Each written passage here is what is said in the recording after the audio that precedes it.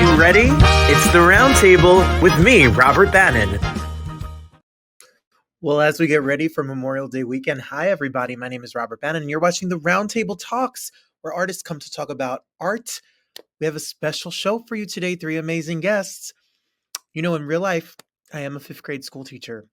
Memorial Day in New Jersey means there's a month of school left. For some of you, it means school's over, like down south. And I have my teacher sweatshirt on. I am ready for Eddie B. We love Eddie B's content. We love what teachers really want to say. We love everything that he does. He's coming on tour this summer. Take a peek. Well, I feel like my whole life's about to change because I'm a 5th grade teacher and Eddie was a 5th grade teacher. And if you read articles about him, he was editing videos and working on things while kids did busy work. And I may have edited this show and my music and all that while I'm in my classroom. He's about to make me the most popular person in the teacher's room. I even wore my I became a teacher for the money and fame sweatshirt just for Eddie B. Eddie B is on the road and he is here with us and I'm so excited to talk to him. Eddie B, welcome to the show. What's up, man? Thank you for having me, man. Thank you. Glad to be here. I am excited to be here. I read about you and I literally was like, I feel seen. I'm that 5th grade teacher. Save me, Eddie. Save me. It's nice. It's nice to have somebody who know what you're really going through, man. Because it don't happen often in our profession, man. I hear you. Well, you taught in Houston, if I'm correct, Mm-hmm. and you fell into teaching. It was not something that you grew up wanting to do. No, I tell everybody like half the teachers that teach didn't want to teach. I'm not gonna say they didn't want to teach, but you want to do something else with your life. Sometimes when I'm on stage, I ask people who wanted to be lawyers and doctors and all that, and everybody kind of, yeah, I know. Teaching is the Velcro profession. You will get stuck doing it. That 1 year will turn into 10 in the snap of your fingers, man. So yeah, it turns into a bunch of time. So yeah, it's not what I wanted to do. I wanted to do other stuff. I was an athlete. I wanted to play ball. If not, I wanted to work around athletes, like physical therapy, stuff like that. But it didn't work out like that, man. My first job was at a car wash when I got out of college. I had a degree, and at the time, teaching was a better option than having a degree and working at a car wash. So that's how that happened. I worked at the car wash long enough to afford to pay to get myself to the certification program. I went through an alternative certification program. You too. And it worked out real well. And then I was able to teach while I was in the program. And then that's how I got started. I said, if I was going to teach, I want to do, because I'm an athlete, I want to do PE, or work in the gym. The only thing about that, PE teachers, they don't die. And they never, let me tell you something, I'm going to say like that, they don't. And they never leave. So, and it's only 1 or 2 per campus. So the first job that came open for me was a science position. I know nothing about science, but I know I needed a job. So in that certification program, they switched my whole certification just to allow me to be able to work that job and that was an alternative school. So yeah, they switched my certification to a 4 through 8 generalist, meaning that I could teach any grade, 4 through 8, any subject, and the rest is history. They stuck me in science and I never got unstuck. So math and science my entire career. People are like, you smart. I'm like, no, I am not. That's where they put me. And that's where I got stuck, because that's a critical shortage subject. Yes. So, well, 15 years, 5th grade, science and social studies. This would be 15. And 2 master's degrees and all sorts of mess. And I will never use them because I am teaching, but I want, you get it, Eddie. I know you. Well, something magical happened to you. The dream of many a teacher. You come up with the idea to start to put out some content. You've always loved comedy. Right. And you put a video out, and it, like, what does that feel like? How did it happen? Man, it was all a dream. Like I couldn't have never imagined this way. I had my own idea of what success was. And man, just God blessed me with the idea. I was tired of teaching. I knew that. I had been tired of teaching. Matter of fact, I retired and came back. This happened after I came back. So this almost did not happen. So God just merged the comedy which what I love to do. I was a comedian before I started teaching. It's a local. Mhm, I had a few shows out of town. Got on a couple of tours with some with some L list comedians, mhm. and I was just just trying to stay above water. Just had that hope that comedy would break through. I never knew it would break through in this lane though. Sick of teaching, and I wanted to do comedy. God just merged the two, and actually, when I put out the video, I didn't think nobody would watch it. I'm like, all right, because I heard someone say, "Hey, you tired of this? Won't you make a video about this?" Which was teaching. And I'm like, all right. So I gave my kids some busy work. That's what you read. That day, I gave them some busy work, and I edited it in class. I locked my door so they wouldn't come in and them little pop up observations on me. Hey, I do it all. Hey, boy, let me tell you something. They better not let me let me talk to new incoming freshman teachers because I'm not gonna corrupt them. I'm gonna just let them know what the real is. I They hear need you. to know. Hey, they need to know what the real is, so it won't be a shock when it actually happens to them. But no, back on subject. It happened like that. I put out the video in a week, like 100,000 views. A couple days after that, it hit 1 million, and I only made a video for 60 seconds to fit on Instagram. So I didn't even exhaust that whole topic. I'm like, I had a lot more to say. I just had to condense it. And so I was like, whoa, if they love that, then oh yeah, I got 13 years of this right here. So, and the rest is history. Then me being a comedian came into play. I was like, hey, one spring break, I was like, hey, I'm gonna have a comedy show, spring break comedy. Who gonna come? Just putting feelers out online, and all of them chime in. And then they tell me, "Won't you come to Atlanta? Won't you come to Chicago? Won't you come to New York?" I'm like, "Oh Lord!" End up doing a show here in Houston. Put like this: the one show it held 200 people. It was a comedy club. End up having to book it for 3 days, 6 shows. We had to go backwards. So we started on Wednesday. We went 2 Wednesday, 2 Tuesday, 2 Monday, and boom. I was so tired, man, after that show. But the money that I made from that show was almost more than my salary of a year working in education. So, and you can say the rest is history. The tour came about, and then, yeah, now we're here, man, and it's cool. It's a cool ride. Well, that's what I always say. I don't want to be stuck teaching for mediocre. It's very there are good parts to teaching, but I don't want to get mediocre money and be not super happy every single day and be trapped there. There is life outside of the classroom. What was the decision when you said I'm not teaching anymore? I'm going to focus on this full time. The tour. When we actually had the tour, remember that was spring break, so we had to go back to work after that. Yes. So the tour was on. I dubbed it the teachers only comedy tour because it was just something for us, Yes. and it took off. It took off, and then I had to go back to I was on tour and teaching at the same time, and I was telling everybody that was some of the most difficult days of my life, having to come back and you know what you got to do with teaching, the lesson plans, the objectives, getting everything together, the spiraling in, and spring, that's testing time. Right. So now we getting ready for the pull-outs, the push-ins, and all that stuff, and kids on the bubble trying to get them to pass. I'm like, look, if they on the bubble, they in trouble. Because if they don't know it by now, I don't know what to do. I can't, I'm not a magician, But what happened was that year, that was the first year I came back, and that happened. So it's not. I didn't quit. I just didn't go back. That's what I tell my kids. I just did not go back, and then by the grace of God, I was able to sustain the Yeah. tour, and that took over. So now I'm my own boss, and I'm able to entertain teachers and provide them with some type of stress release, man, for a little. And I think the comedy means so much to them because it's catered to what we go through. Now, anybody can follow the comedy. You don't have to be a teacher to follow it because I don't just lay out vocabulary words that we know. I'm talking about life comedy from a teacher's perspective, and everybody is in on it. Everybody loves it. Everybody knows the teacher who's stressed out and they can relate, man. So that's how it happened, man. The first year of the tour, that was my last semester of teaching, man. Yeah.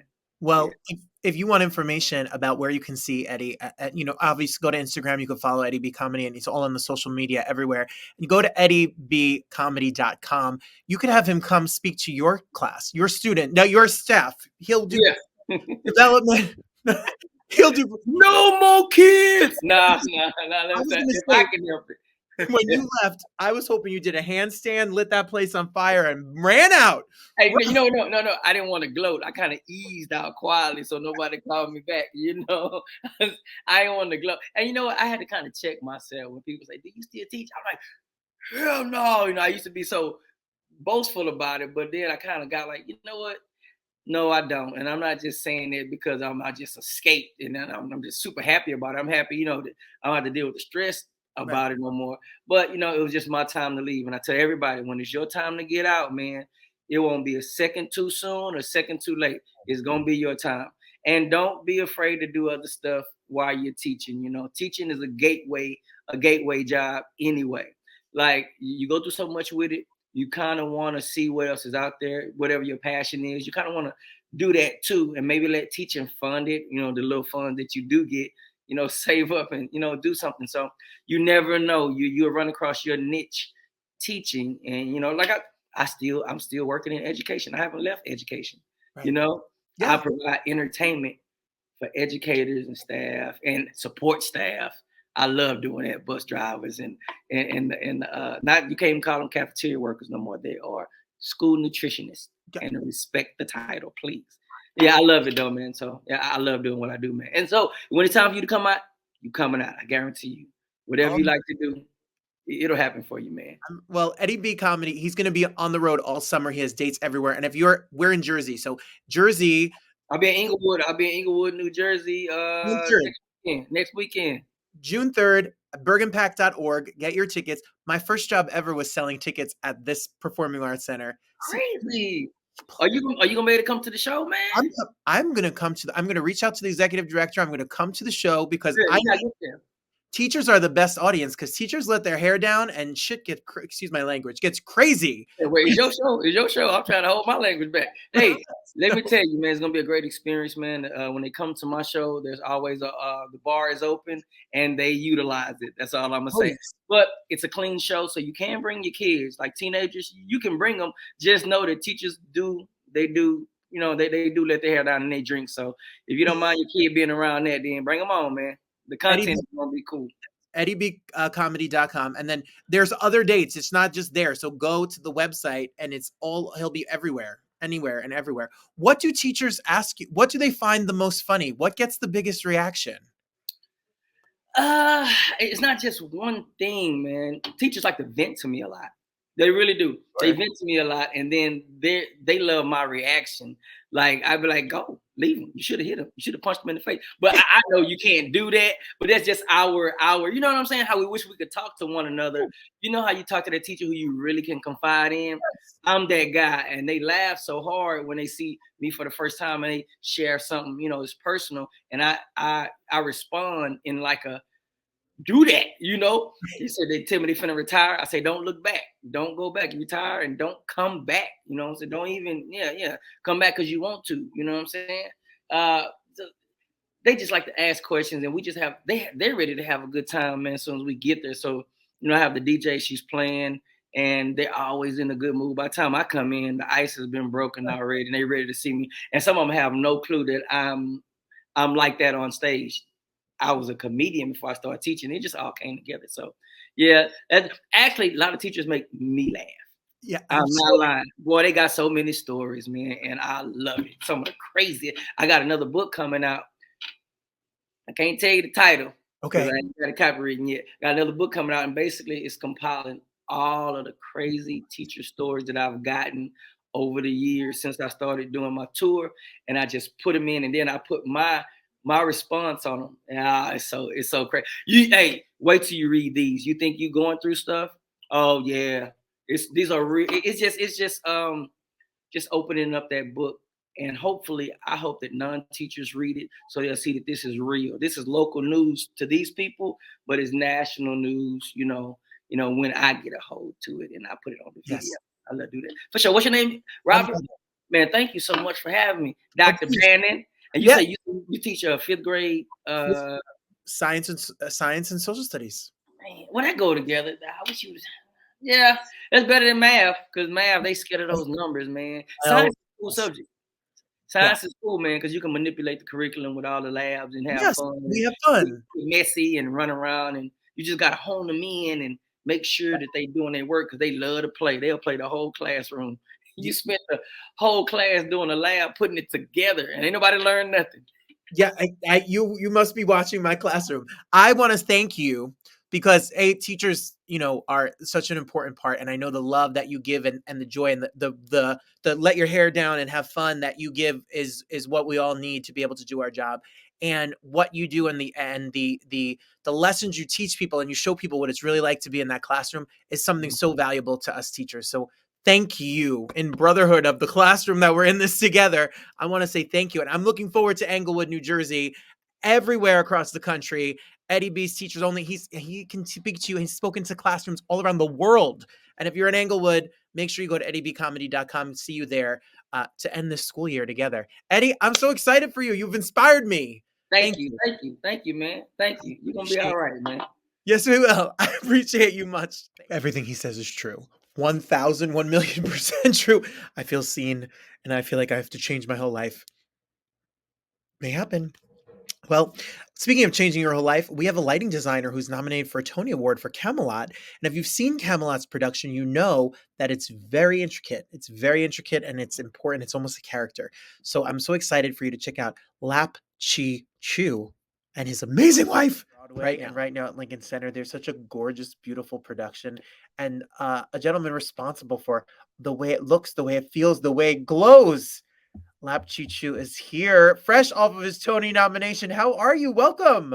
Great. Thanks for having me. Oh, it's such an honor to talk to you because you are someone who's played such a vital part in the production. You don't always get the most credit, Lap. Look at how beautiful this show is. Oh, thank you so much.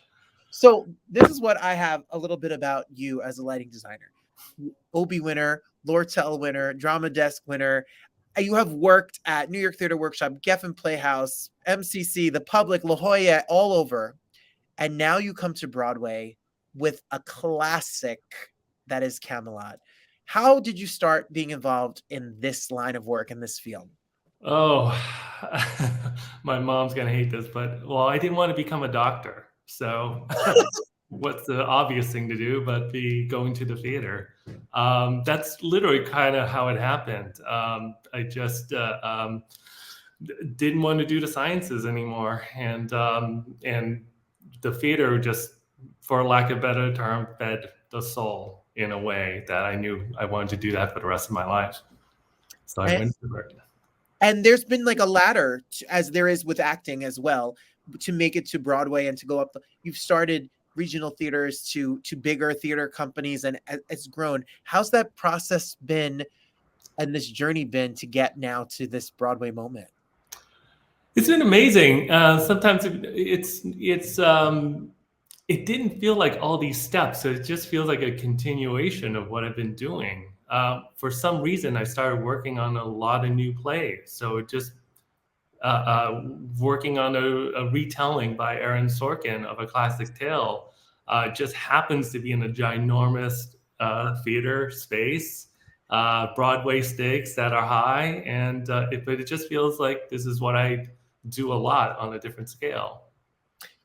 Absolutely. So some nerdy technical questions for you and how you work with the team. When we had Bartlett, we spoke to Bartlett the other day because we saw him at a red carpet and we were talking about the amazing work that he has done. And Aaron Sorkin has taken this book and revitalized, and this cast is beautiful and brilliant. You get the call that you're going to do Camelot.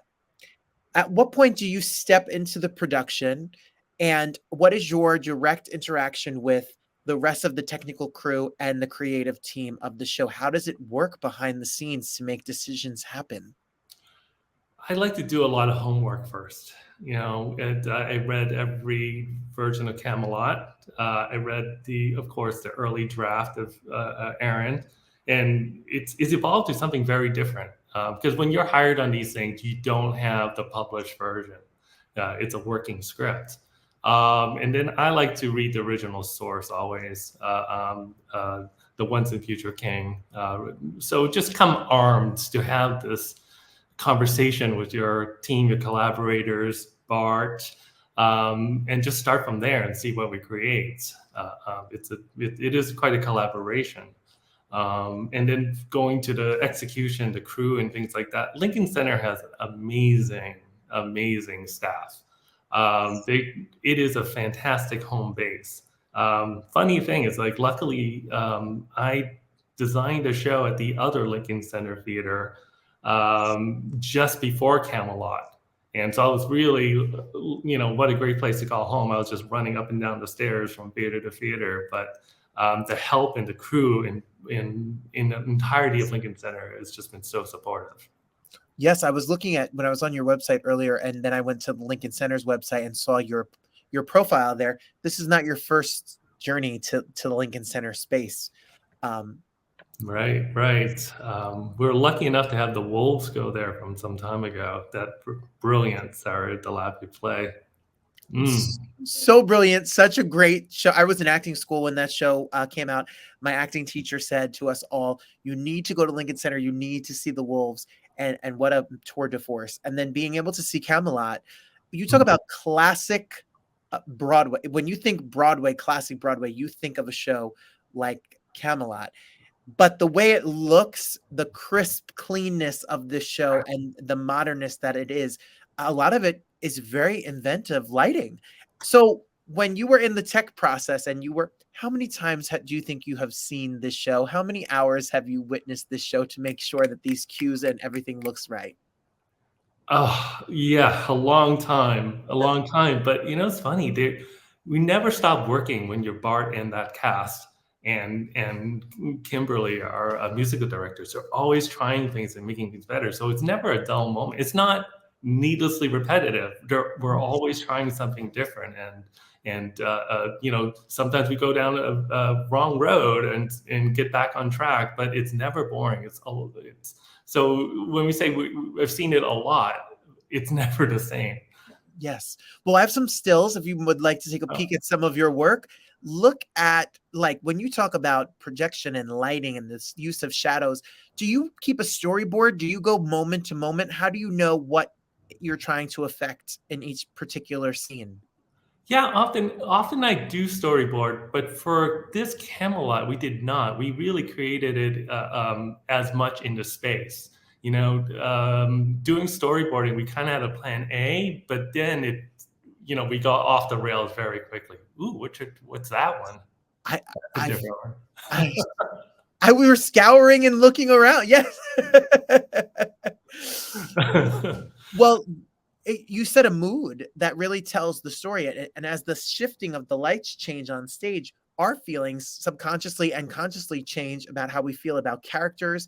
And is there a certain, when you try to frame a certain character, or is there a feeling and a certain light and a certain style that goes along with different parts? I don't know anything about this, so don't mind my dumb questions. No, it's I don't make that decision. I learn from what the musical director and the cast is giving me at the time. It's funny. Here's an example of going down the wrong path. We might have a conversation about where we want this number to go.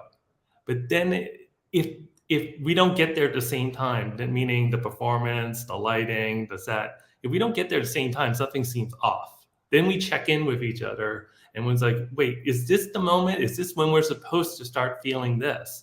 And sometimes, like, well, who makes the adjustment? Should the lights catch up with the performance, or should the performance catch up with the lights? And sometimes it takes that intense listening and collaboration to make something work. And now that the show is up and running, if you want your tickets, go to CamelotBway.com. Make sure you get your tickets for this run with this beautiful cast. Jordan Danica and Philip Basu and Andrew Dunn, beautiful performers across the board.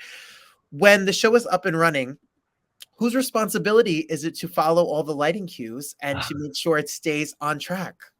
There is a lighting operator for the show. So and the stage management, Chuck Means, and his staff. Chuck calls the show. He's amazing to watch calling a show because he's the one who's with every performance. He knows when something's slower, faster, or when, let's say, somebody did not make it on stage. He gets to call our cues quite actively and follow the performance very different every night. I mean, that's the amazing thing about live performance, isn't it? And Yes. but yeah, management really has their hands on a good performance. So when you knew that there was a possibility for you to be nominated for a Tony Award, the nominations came out in that morning. Where were you? What was it like to get the word that you had been nominated for a Tony for this year? I was sleeping. I'm also on the West Coast right now, and my wife just screamed and woke me up. I was like, "Oh, what's wrong?" So that was quite the surprise. And are you ready for June?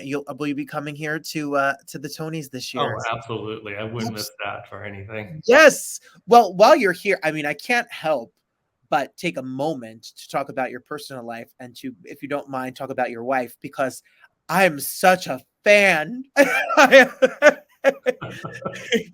Rebecca, Me too. look at you too. I mean, I was a big, big, giant Devious Maids fan, and now if you watch Ghost and 100 shows that she's on, if you want to talk about a brilliant dramatic and brilliant comedic actress, you get to live in a home where you're the technical side and she's the acting side. How has that helped you understand kind of the process of the actors when you're working on doing the lighting for a show? Oh, we're quite the team. It's such a joy to be married to Rebecca. You know, as you know, my craft is on the technical side, and she's. I always think it this way: we like different sides of the light. I don't like being in front of a light. I like being in the dark side, and she likes being in the bright side. And so we're kind of yin and yang, and two sides of the same coin, if you will. Yes, opposites Yeah. attract. That's Yeah. good. So now you could imagine Rebecca screaming in bed when she found out of the nomination. You can put her voice to it. Perfect. I wouldn't want anyone else's voice. I want her to narrate my whole day every day. Well, when you're moving forward now, how does the work? Again, a naive question maybe, but how does this work? How do people approach you for a job? Do people have seen your other work? Do you have to apply for a job? Do you network your way to get a job? How does an aspiring person in stage management or the technical behind the scenes work get started in this business? Ooh, go see a lot of things. Find out who you want to work with, who you're interested in collaborating with. Get in touch. Get coffee with them. Mhm. You know, it's a social art form. You know, you don't do it in a vacuum.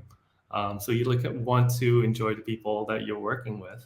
Yeah, just do what you like. Yes. I think that's such great advice. I was once asked by young actors, how do you find I said, you go see up and coming writers, go see their work, reach out and say, I loved your work. Can I take you for a cup of coffee? It, it's amazing. It works the same way. I mean, that's part of the great thing about what we do. We get to enjoy it. We really with people that we want to work with designers that excite you. Sometimes that's how you meet people. Where I just interested in working with that person, and finally we get to, and it's you have long friends and friendships that way. Yes, absolutely. So I'm sure there's plenty of projects on the horizon. I'm sure New York and LA and all of the theaters are gonna now try to snatch you up and and and have you come up. Is there more that you hope to do? Are you always learning and thinking about ways that you could be inventive in this art form? I like to be trying things I haven't done before. That's always fun. It's the great thing also about being an independent designer is every show you do, you get to deep dive into something. I Mm, mean, I don't think I would have read the ones in Future King if it wasn't for doing Camelot. It's not unlike an actor diving into a role. We get to do that too in a more macro worldly sense. Well, you've created a beautiful piece. You've created a beautiful picture tableau of what this show is for this modern 2023 with the technology that you use.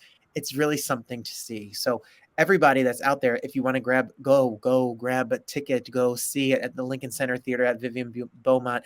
It's go to CamelotBway.com. And this June, when you're watching CBS coming June 11th, make sure we'll be rooting and cheering you on all of the way and looking forward to all that's to come. If you want more information and you want to know what it's like to be a lighting designer, the website's below, and we'll be rooting for you. Congratulations. Thank Yes. you so much. Please send Rebecca our love. Tell her that we love her. Oh, we will. Thank you, Lab. Congratulations and all the best. Best of luck. Thank you so much. And while we're on this conversation of art and changing the world, teachers change the world, art changes the world. Nick Browne's a director who has a show that's coming out right now that you need to hear and you need to check out about the earth, about saving the earth, about the planet. It's something that's really special and you should check it out. And here's Nick. All right, so we live in some crazy times, and I firmly believe that art reflects the times we live in. And in a lot of the ways, it's a way that we see humanity and see a way that we are or should be or shouldn't be. And there's a show coming, is my microphone on, which is talking about, I don't know, the generations.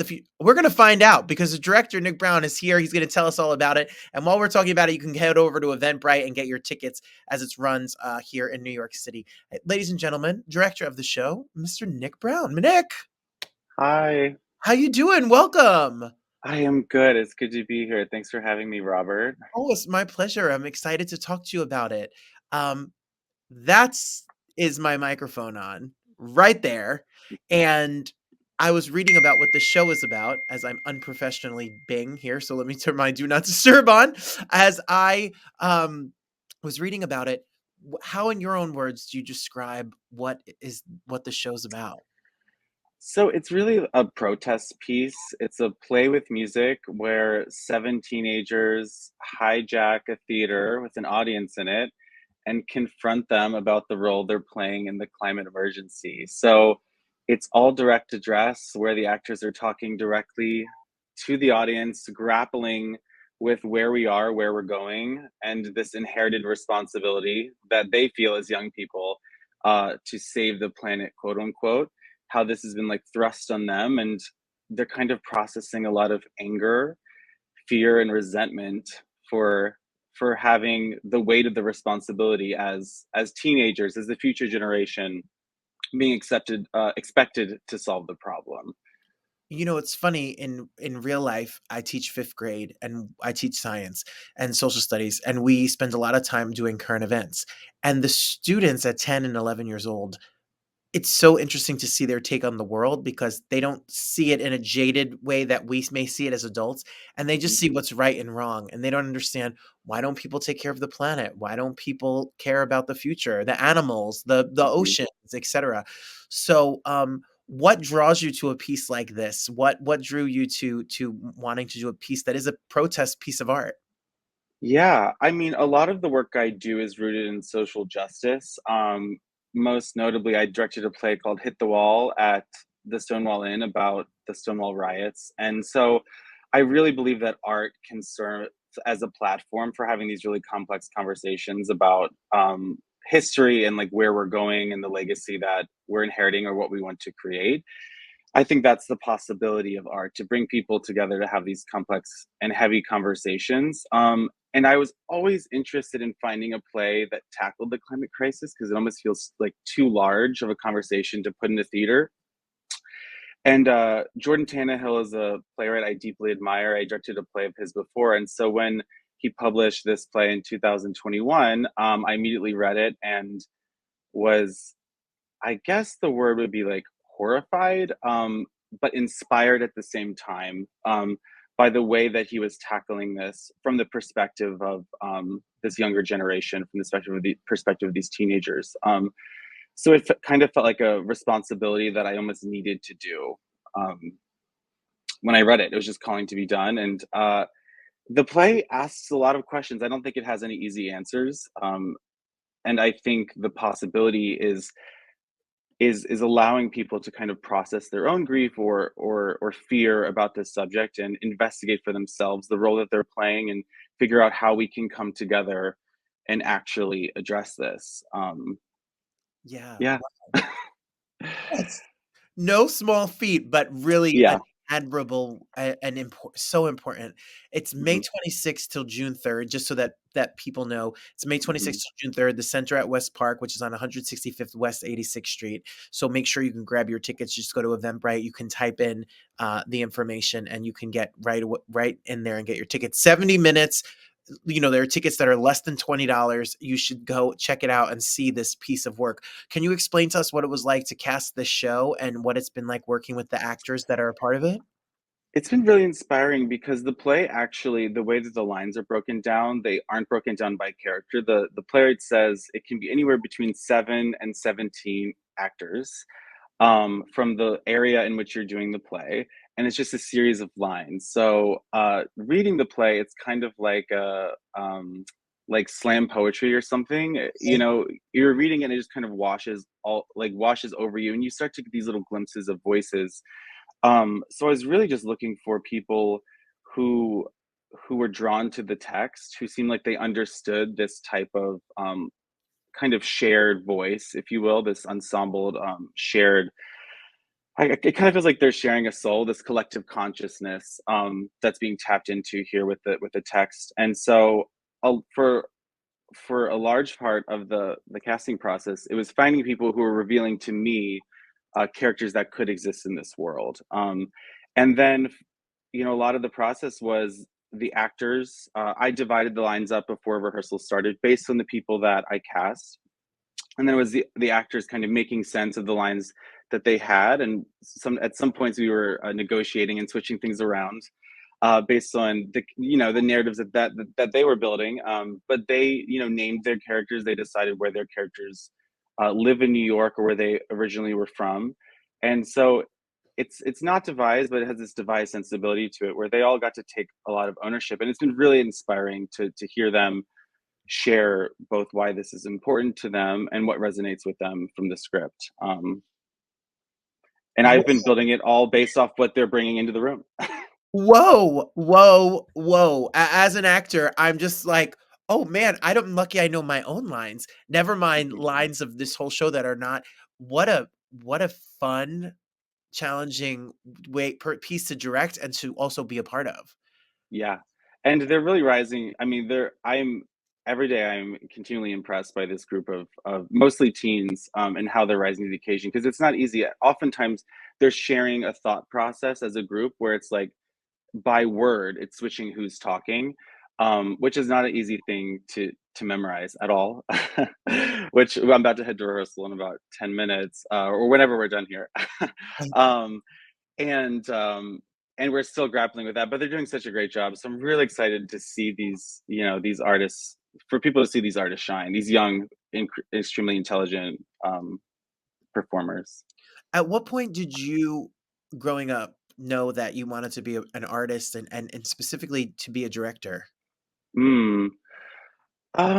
When did I know I wanted to be an artist? Well, I knew I wanted to be a theater artist when I was in middle school, and I just they were doing Annie, and I ushered, and I just loved the culture. I loved being in the room. I loved being around it. This idea that people could come together and find agreement and create something so complex that depended on so many people was fascinating to me. Um, and then I think I always knew I wanted to be director. I was an actor for a while, but I was always directing, I think beginning in high school.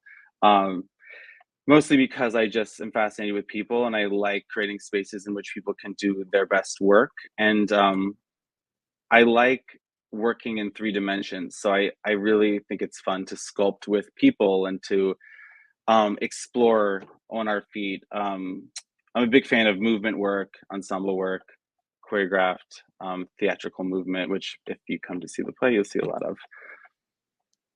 I I would Mhm, I would love I have to come see this show because it's an important topic, but also I'm now mhm. really fascinated. I definitely love your style. Just the fact that you said you were as an acting student, went to acting school, whatever. Move movement. Some people, I'm the quirkiest, klutziest. Nick, you would never want to hire me for one of your shows. Oh my goodness, there's a place for you, Robert, I'm It sure. and it's selling tickets or escorting people to their seat. I Oh my goodness. You're Oh, right. no. Stop blocking like that. No, I'll be so nervous. No, as I joke, but that's what's so important about this is when you're working with actors, do Mhm. you and you have a vision, you have a photo. We were at the Drama League Awards earlier, and I asked all of the directors that were there, how do you marry what the actor's job is to do your vision and present the picture and the story that you're trying to tell, but how Mhm. do you then also integrate their humanity and their artistic choices so that you kind of have a relationship where you use them their strengths and also get the result that you want? How do you walk that balance? Yeah, I think it's the triangle, right? You have to come in with a strong idea, but then you have to trust that the people that you're bringing into the space are gonna have equally as strong ideas, or it will have a different perspective that's gonna inform the process from a equally interesting and important, place. And so for me, it's often about the rehearsal process is about, like, sorting through, the intersection of that. Like, I hesitate to bring in, like, you know, any to offer anything that's too large and specific that's gonna feel like, that's gonna feel constricting. So I often create a framework that within the actor needs to offer a bit of themselves or a bit of their perspective. Like when we do choreography, we'll do exercises that the actors will have to generate movement that comes from their own body or comes from their own character that is then, you know, expanded upon and becomes the foundations for which the movement motifs are created for the entire show. So it's this weird it's a dance like anything else, and it's just deep listening because just yesterday in rehearsal I had this big idea for the end of the show and it just wasn't working, and we had to just take time to sit with why it wasn't working and find the right path for this group of people in this room. So I don't know, Robert. I feel like that's such a good question. It's one of those questions that I think directors have to ask themselves every time for every project they're on, because I think the answer is different, a little bit different every time. Such a great question. Sure. No, I'm fascinated by the idea because as an actor, I've had conversations in shows. Actors behind the scenes when the director's not there, they sometimes say, "Why am I in that? Why do I have to do that cross there?" And I don't understand that. But we all bring our own ideas and humanity. And I was Mhm. always taught that my job is to do the director's vision. You're hired to do the vision of the director. So if that means you want me to do it in a certain way, my job is to do it in a certain way. But I also do know that there's sometimes an impulse, and especially Mhm. when we're talking about movement and things like that, to live your truth in a certain type of way. So it sounds like you have a really great approach to marry the two schools of thought. Thank you. Yeah, and I think that's the challenge, right? Because so many people leave acting school, myself included, thinking that they're going to enter a space and be told physically exactly what to do. And I resist that. And so there's often a learning period for both me and the actors of finding each other where they're expecting me to give a lot more and I'm expecting them to give a lot more. And it's finding the vocabulary, the shared vocabulary, where we can both generate something together that meets all of the needs of the play. Um, so, yeah. Do you have any fear or trepidation about, I think I know the answer if I'm gonna assume, about doing a political piece, a piece that's kind of in your face, protesting, kind of shouting out at the audience? How do Mhm. you handle that? Is there any ever nerves or butterflies about you getting up there and doing art that is this in your face kind of style? Um, I think when I first read it, I was shocked by some of the language and some of the rhetoric, but then when you really investigate where it's coming from, it just seems so necessary to expose these types of wounds, particularly this point of view from this younger generation that hasn't had an opportunity to express their fear and angst and anger about what they're inheriting in regards to this planet that's in such dire need of repair. um and so at first I was like, oh my god, are people going to walk out at this point of the play? But then I realized, you have to go through, the dark night of the soul to come out on the other side. And I think that's what this play offers. It offers an unadulterated, very real perspective of what's at stake here and the cost on real human beings, if we continue to turn a blind eye. And so I think if people sit through that discomfort and make it to the end of the play, we're going to hopefully discover something really special together. And that's the opportunity. So I'm not as scared anymore. I was at first, but I think it's going to be worth it. I know it's going to be worth it. It is going to be worth it. And it's something that we need. I don't understand, not to get on my own soapbox, how the environment and protecting the earth has become a political issue, because you would think we would all be team protect the earth. We live here. Mhm. I don't, Yeah. I don't know how it's a lightning rod or a controversial topic. It doesn't make any logical sense to me.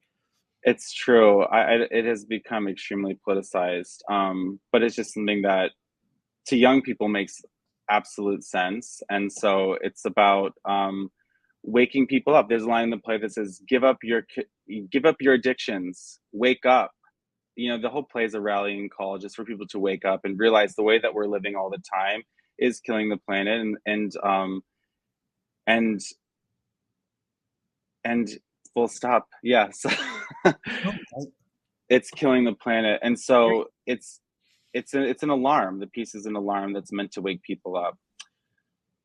Well, I'm really excited to check it out, and I'm really excited about you taking on a piece like this and letting us see it on its feet, because I think it's the job of an artist, is what you're doing, is to reflect society and humanity. So thank you for doing it. Thank you. Thank you for having me. Thanks for giving me this platform in this brief moment of time and supporting the play. I really appreciate that. I am so in awe of people who see something and go out there and get it. So if this means something to you, and that you're up there and putting your time, it changes the world. You're changing the world through all the molecules and energy that you put out in the world. It's changing the world. Eventbrite.com. You can go and search for it. And if you want to see, the is my microphone on, it's Eventbrite, and you can get your tickets. Go run and get your tickets. It's a limited time, so you don't have, a long time to grab your tickets. So get your tickets while they still last. Nick, congratulations. Thank you. I hope to see you there. I hope to see everyone who's watching this there. I'm going to be there, and I'm going to go empty my recycling can. I have the guilt. I do. It's good. Yes, great, good. No water bottles. I'm gonna use my refillable water bottle. I'm on it, and it's because of you. So thank you. Baby steps. We're getting there. We're getting there. Thank you, Nick. Yeah. Congrats. Break legs. Have the most amazing run. Thank you so much. Well, there you have it. From teachers to lighting designers to artists to directors to whomever, we're always here at the Roundtable. We are going to celebrate an entire month of Pride episodes coming up this June. So join us on June 1st, and then every single week after, with bonuses and talks with everybody. If you like what you watched today, make sure that you like, comment, share, and subscribe. It makes a big deal to share it with somebody who has maybe interest in what we're talking about. You can always check out robertbannon.com for more information about me. And I'll see you every single Thursday night right here on the Roundtable, and another bonus episode every single week where artists talk about art. Thanks for being here. Remember, the best is always yet to come. I appreciate you all. Teachers, hang in there. You're almost done. God bless you. Good night, everybody.